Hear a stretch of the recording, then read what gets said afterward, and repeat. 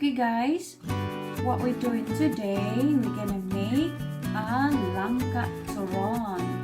So to anybody don't know about Langka, because we're not only viewers here. So this is jackfruit and then also banana. So I'm gonna mix them together before I roll them here. So what we got is jackfruit, banana, brown sugar, or if you want use the muscovado, the dark brown, you can have as well. So also I have a wrapper here. So what we're gonna do is we're gonna slice the banana.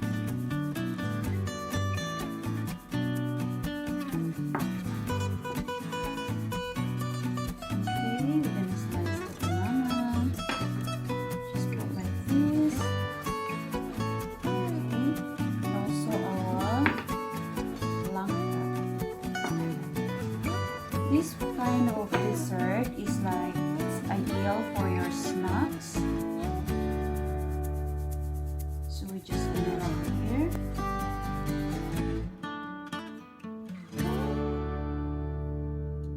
Okay, we're just gonna wrap the banana and the langka together.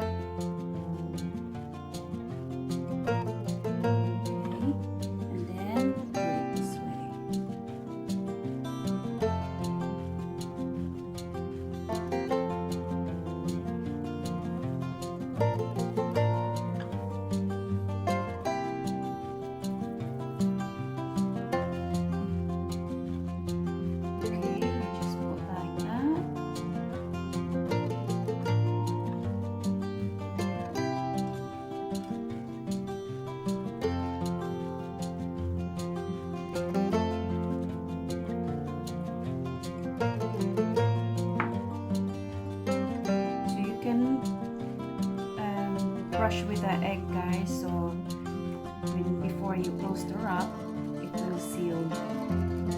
Okay.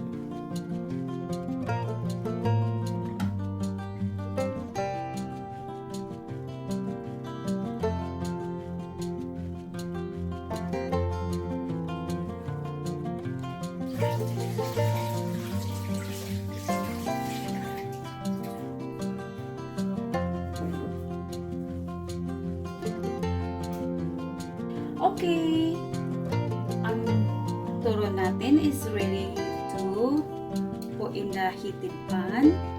So we're just gonna put in the pan one by one. Guys, banana turon with langka. Actually, ito ang snacks namin today. Snacks namin. Simple lang ang snacks namin for today. Banana langka with turon. Oh no, sorry. It's banana, turon. Turon, banana with langka. Sorry guys, I twisted around. Ayan na siya. So, just remain low heated until the inside is perfectly cooked. Okay, so guys, anyway, please connected and please kindly watch my videos, because I also watch yours, and stay connected. So sharing is caring. So anyway, please don't forget to subscribe my channel and also click like the bell button below to get more notifications when I download my new videos. Thank you.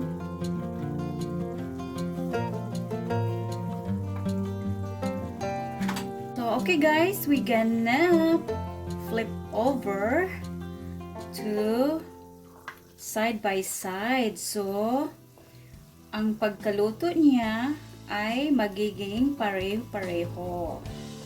So, okay, we're just gonna flip over like that. So, until it's all get brown, then that is meaning to say that it's gonna be cooked. So, okay lang, watch lang konti until matapos ang aking turon. My Bojik is very sleepy. He's a very sleepy boy. Very sleepy boy, Bojik. Mommy is cooking banana turon with langka. So that's our snacks for this afternoon. So anyway guys, thank you for watching and please do subscribe my channel. Thank you. So okay guys, here's our banana turon with langka. Okay, so I just put here in the sifter so the oil can get less inside at the bottom. So ayan, no oil. Ayan na siya guys. Here's our banana turon with langka. Ayan. So we put it here to cool it down. Okay. So ayan na siya guys. Ayan na. Here's my banana turon with langka. So ayan na siya. So set aside until it all completely cooled down. Then it's ready for our snacks or merienda. So okay guys, thank you for watching. I hope you enjoy. Ayan na siya guys. Luto na siya talaga sa ilalim. The turon is cooked inside and absolutely crunchy. And the taste is also beautiful. Honestly guys, it's absolutely nice. You know, you must try this and simple merienda in your house. You know, pang bahay.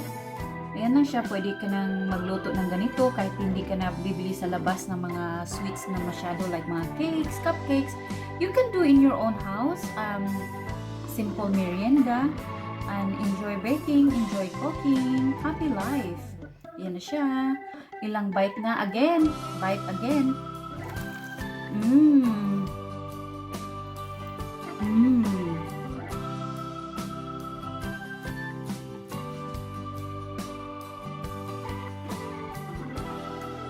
It's so yummy guys.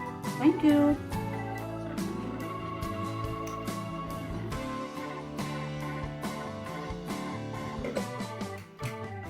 It's very nice guys and it tastes delicious. So enjoy.